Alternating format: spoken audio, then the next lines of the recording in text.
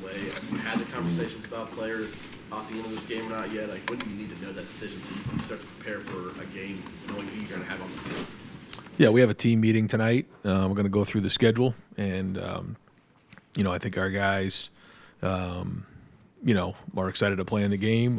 They will be, and we'll talk through all that, and continue to meet with guys along the way. We already had meetings last week, all really positive. I think guys know that that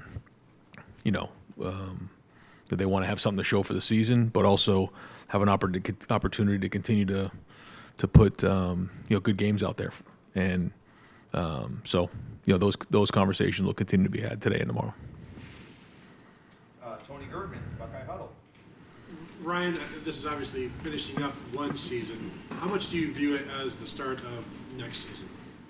Yeah, a little bit of both. I think we had the situation a couple years ago in the Rose Bowl, and it did build some momentum into the next year. We always want to be playing for a championship this time of year, but we're going to finish things and do things the right way. And like you said, bowl practice is an opportunity for some of the younger guys to get out there and almost like a spring practice to continue to develop some of those guys. And we'll finish this thing the right way. And I'm fine with two questions, folks. Next door, Pat Murphy, 24/7 Sports.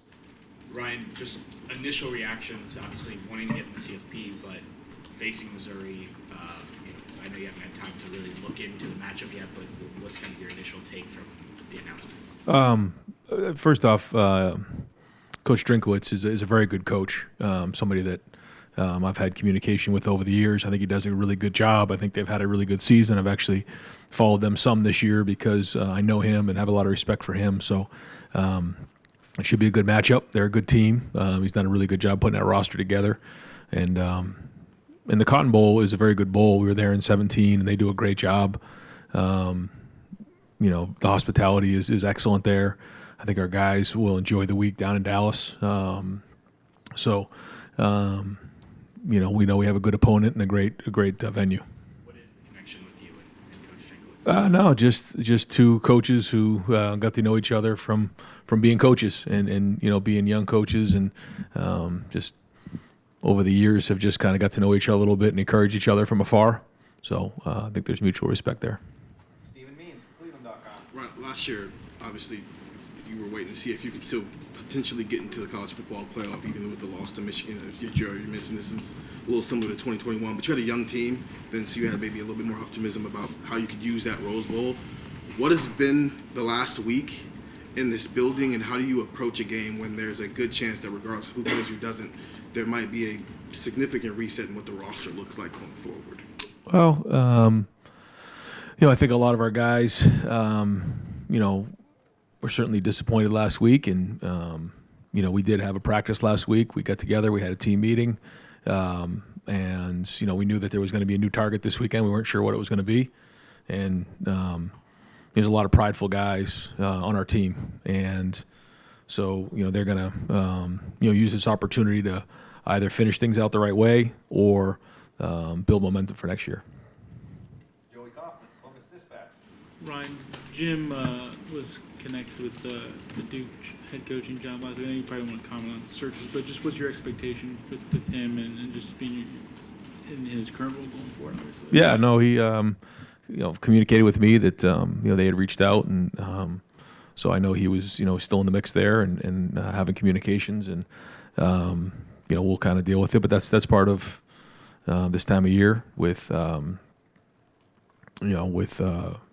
job searches, and I'm sure our guys are going to continually be sought after. We have a really good staff, and Jim's a great coach, and he'll continue to have opportunities, but I know he's very happy here at Ohio State as well. Is that something that you guys expect to continue, and did you like the way that you guys attacked the portal a little bit differently last year? Yeah, it's inevitable. I think early on it was, you use it when you need to, but the way things are now, I just think, year in and year out, the majority of teams are going to see turnover. We'll have guys enter the portal. There'll be a lot of guys in the portal starting tomorrow, and So you have to construct your roster on a yearly basis, and that's what we're going to do. And so it's no longer one of those things. Are you going to use the portal or not? That's part of college football. But we are going to make sure that we're doing a great job of identifying the right people that fit the program, because there's a lot of pride in the locker room. And then you talked about guys that are going to enter the portal. You've said a couple times that everything that you put into a guy, you get back. Yeah. Has it just become a little more, I don't know, like, are you a little more numb to when guys leave now than you were 3 or 4 years ago? Yeah. I would say so. I would say 3 or 4 years ago, someone enters the portal, you're like, what's going on? Now, I think maybe somebody said there was 400 some odd in the portal, I guess on day one, is that what it was? And this year it'll be even more. And so these guys have an opportunity to go out and see what their options are on a yearly basis, and so then that's what it is, and so we'll adapt with it. But yeah, it's much different even than it was a year or two ago, I would say. Cameron T. Robinson, The Athletic. Ryan, kind of off that, you mentioned how much rosters change. As a coaching staff, even as a recruiting department, how often do you guys have to talk about roster construction plans, knowing how fluid things are now? Yeah, all the time. And you have different.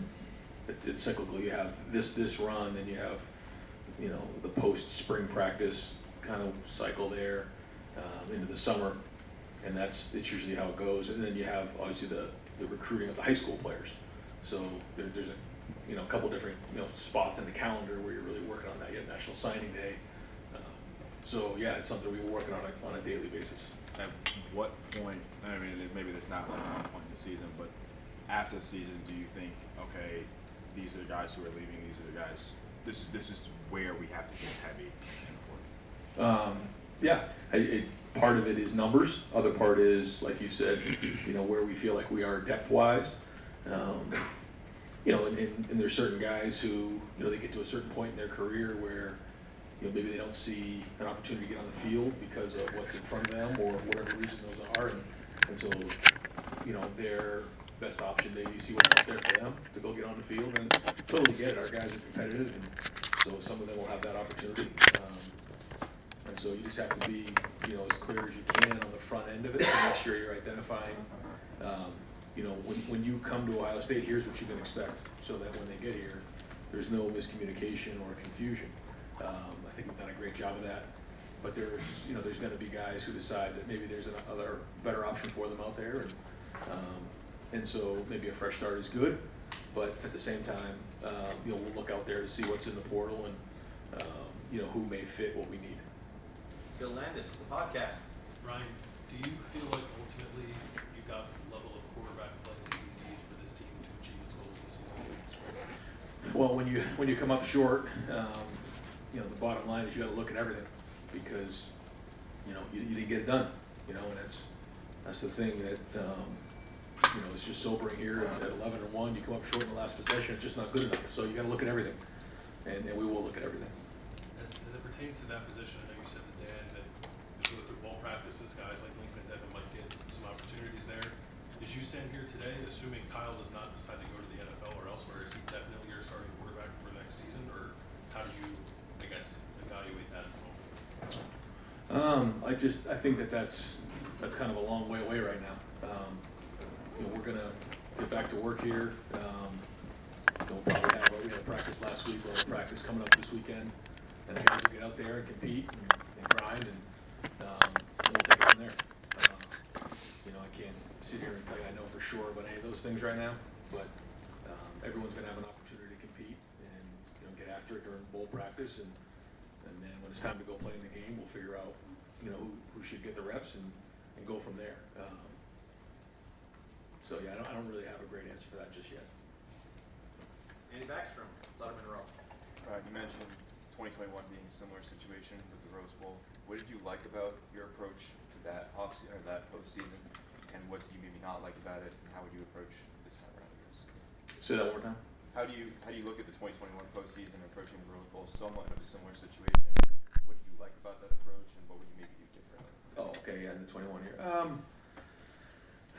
No, I thought, the focus was on competing and getting better every day in practice. It wasn't as much about game planning, although as we got closer, we really dove into that. It was more about getting getting guys reps and getting guys up to speed and really focusing on fundamentals. And then, I want to make sure that, it's been a rough week here, and I want to make sure that when we go in the bowl, these guys are, they are going to at least enjoy the fact that, they're going to be in Dallas. It's Christmas and those type of things. So, I want to do everything we can. The Cotton Bowl does a great job to make sure that, they're enjoying the experience too. I think we did a good job of that in the Rose Bowl. And so we'll do that again here at the Cotton Bowl. But we also know we're there for one reason, that's to win a game. So I think it's that balance that, we found did a nice job of in that game. And but I think, year in and year out, you learn more and more about how you want to prepare in the bowl. It's, you also, want to make sure you're not overdoing it. And that balance is critical. I think we found a decent balance the last couple of years in that area. Nathan Baird, Cleveland.com. Last year at this time, came out of the game and we're talking about going into the playoff, wanting to play loose and aggressive, and kind of seemed to be at the time kind of a doctrine you were putting out there for how you want to play. As you look back at the last game, do you feel like the team met that standard? Yeah, going in, I felt like we did. I felt like, we didn't overdo it. Certainly everyone knows that it comes down to one game every year, and we live it 365 days in this building. So I think sometimes you can overdo it. I don't think we did that. And so, you look at everything you do, and certainly, you look back on everything you do and try to figure out, where it didn't work. So we'll do it again this year and keep swinging at it. I just want to clarify something else you said to Bill about the quarterback situation. So are you open right now to some sort of a timeshare in the Cotton Bowl as it relates to quarterback right now? Or do you anticipate it just being Kyle's job like it would be if it was any other game? Yeah, I'm not going to really get into all that right now. And I don't think I'm there yet. But, we'll just kind of see how practice goes. Steve Hellwagen, 24/7 Sports. Yeah, Coach, I'm curious, mental health's one of your big initiatives, obviously, and I don't know any other way to put this, but Kyle was one of the most vilified people around after that game by a lot of people. Talk radio, message boards, social media, etc. Have you guys had internal discussions with him?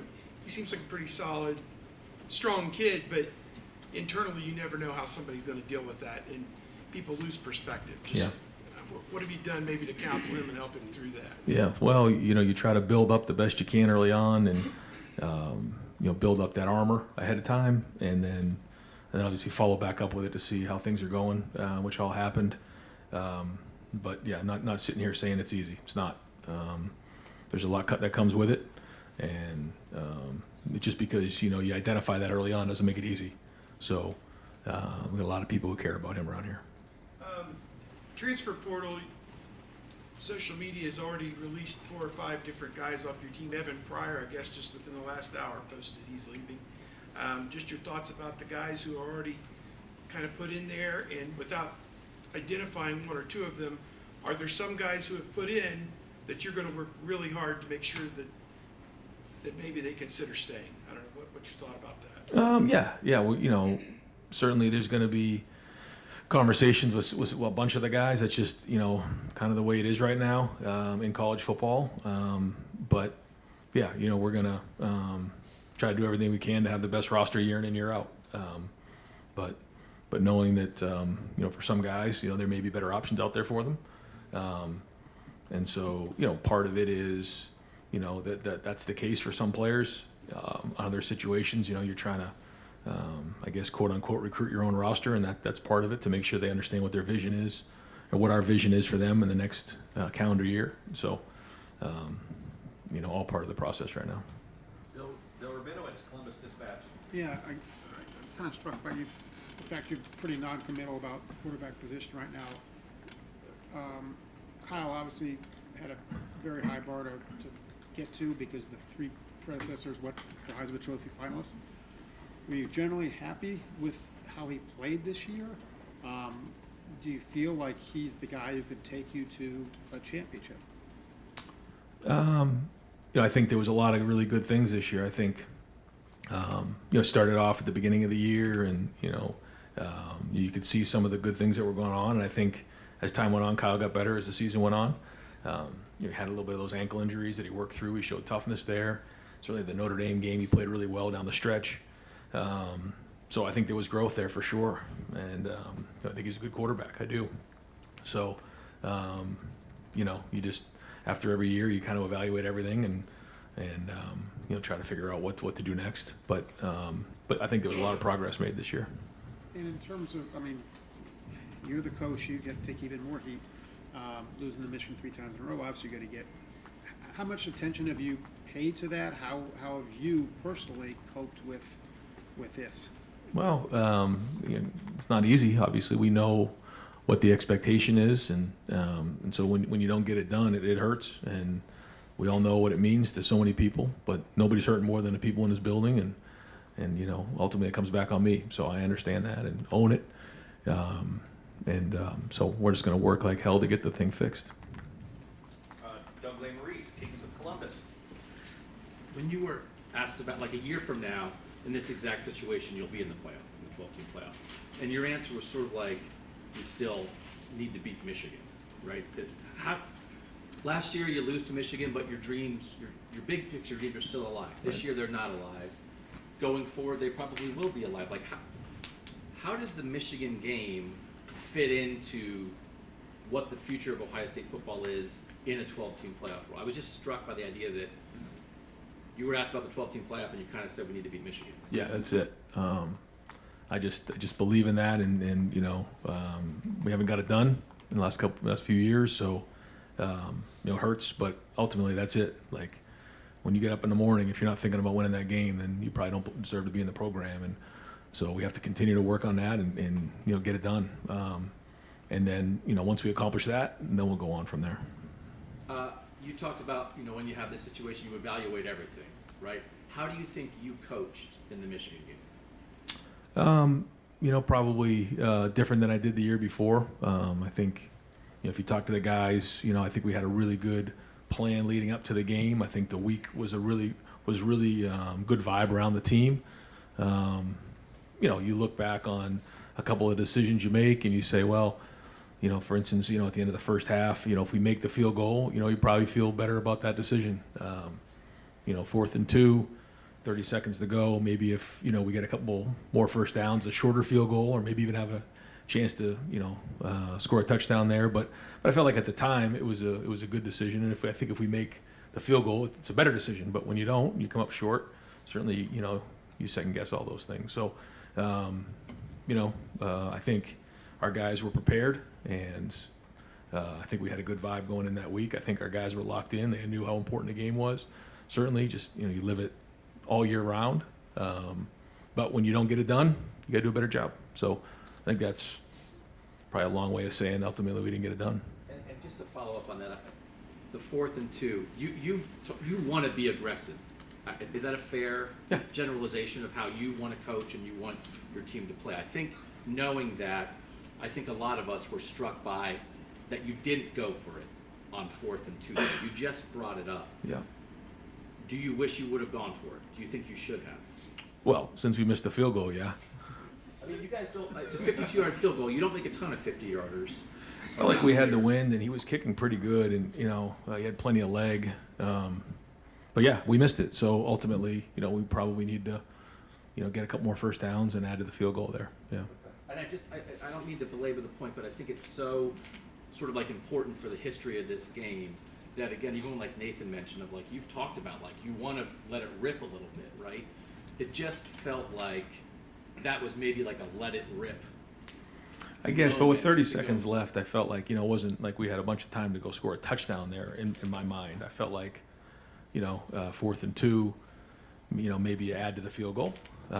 Maybe there's enough time to throw in the end zone, but at that time coming out of the first half, I just felt like, all right, if we can get 3 points here, that'd be a heck of a thing. 4th and 2, not 4th and 1. But yeah, you're right. It didn't work. So, ultimately, you get second guessed on all those things, and yeah. And finally, Tim May Show. Yeah, you almost sound like some of the fans afterwards. If you'd known this was going to happen, you would have done this, right? Right. I mean, that's inevitable, right? And, Yeah, I mean, if you, it's a great call when it works, Yeah. you know, and when you don't, but that's part of it, and that's what you got to own as a coach. How long does that stick with you, though, Ryan? Have you spent all week waking up early, going to bed late? I mean, what has that been like for you? You know the vitriol from the fans, et cetera. But what's it been like for you? Yeah, that's not so much what keeps me up. It's just the players and the opportunity. Yeah, that's why, you know, you don't get any sleep. It isn't about all the other stuff that comes with the job. And you know, what matters is the players. What matters is, you know, what that game means to so many people. And so, yeah, it certainly does. It hurts. And you asked how long is it going to stay? It'll stay forever. That's part of competing. And two other quickies. Going to 12 next year, are you a fan or not a fan of keeping league championship games? Because it would seem like if you've got two teams in the top 2 and 4, you know, top 4 or whatever, why would you put either one of them in jeopardy of, you know what I mean, losing it? Yeah. What are your thoughts about that? About a league championship game and what it adds and detracts from this coming mix? Yeah, I think that there's a lot of great conversation about that. Some conversation that we had on our league meetings just surrounding that. I know that the conference championship game means a lot to the league, and but when it comes down to it, I think you know, you have to consider what does that mean when you're one of the top 2 teams in the conference, and then you're playing each other for that moment. So you know, but. You know, I think being a conference champ should really matter, though, in being ranked in the top 4 moving forward. Yeah. But that's a real high intensity game. If Yeah. it's adding another game to That's right. what's coming, right? I Yeah. mean, from that standpoint. Yeah. How did your team come out of that game this past weekend physically? Yeah, You- we're all, you know, yeah, we were okay. Okay. Yeah. And one last thing, are you guys in the market for a quarterback in the transfer portal, this coming transfer portal? No, I mean, right now we're not actively out there, you know, searching for anything other than we'll see, you know, kind of what the next month brings, and you know, in all positions, you know. So I'm not going to sit here and get into, you know, specifics on each of those positions. You know, we like the guys that we have at a bunch of positions, you know, but we're going to make sure that whether it's numbers or depth, that we have the right guys in the right spots, sort of like we did last year. But I just think there'll be more movement this year probably than there has been in the past. Just like seems like every year that's happening more and more. So we'll adapt accordingly. Thank you. Coach, thank you very All much. right, guys, thanks. Thanks, man.